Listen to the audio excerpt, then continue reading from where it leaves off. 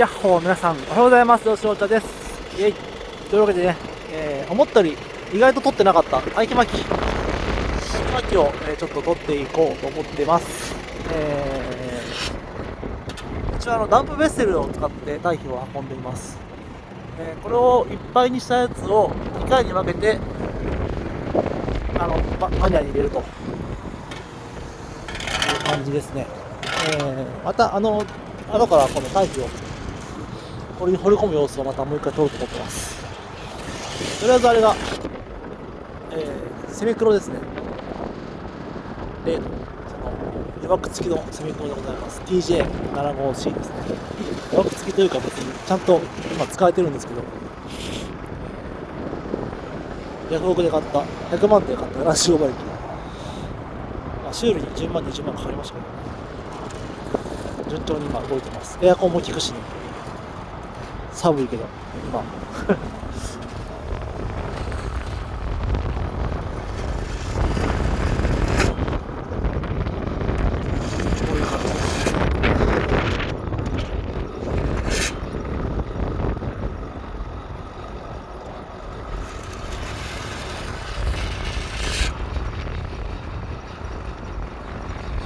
こいつが帰ってきたら、ここのところにバックでグイーッと乗り上げて、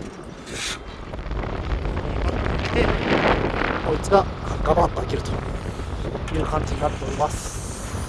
まあガバッと開けるところだと取りましょうか。ところなんで、一旦停止して堆肥置き場に行ってっていう感じで、この動画をやります。一応今2台体制でやってますね。2トンの、2台使ってそれから投入した感じですね。デリカ、堆肥巻きの機械もデリカですね。ダンプベッセルもデリカです。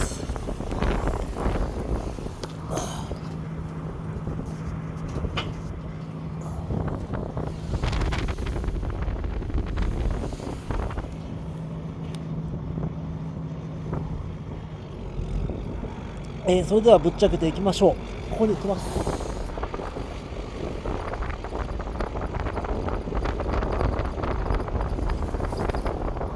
この辺か。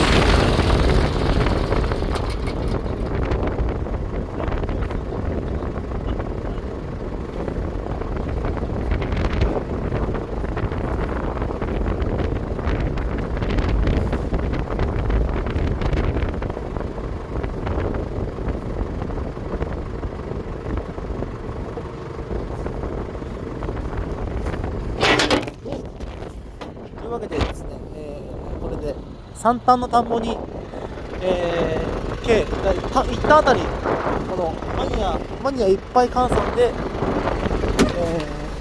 3杯入れてますんで、まあ3トンぐらいは入ってるんじゃないかなと、まあ3トンというか3流泳かなぐらいは入ってる感じになります。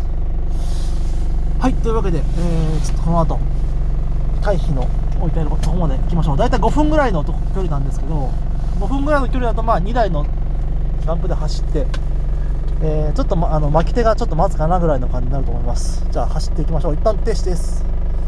一旦停止します。バイバーイ。はい、というわけで堆肥置き場までやってきました。よし、OK ですね。このね、薄高くっていうのと、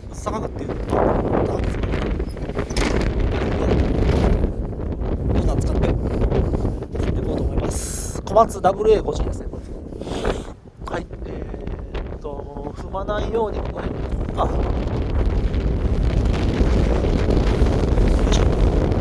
ちょっとするか。まあいいや。自分で当たっちゃいましたね。すいません。こんな感じでお待ちください。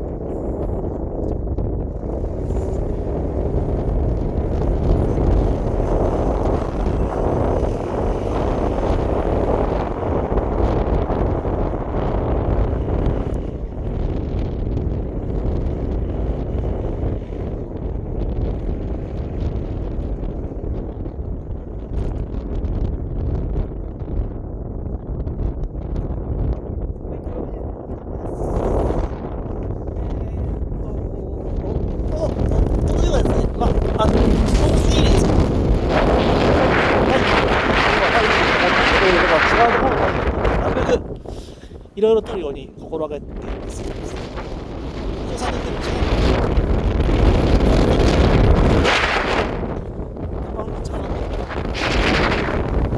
こっちは長い間こっちにいるからいろんな変わりますけど、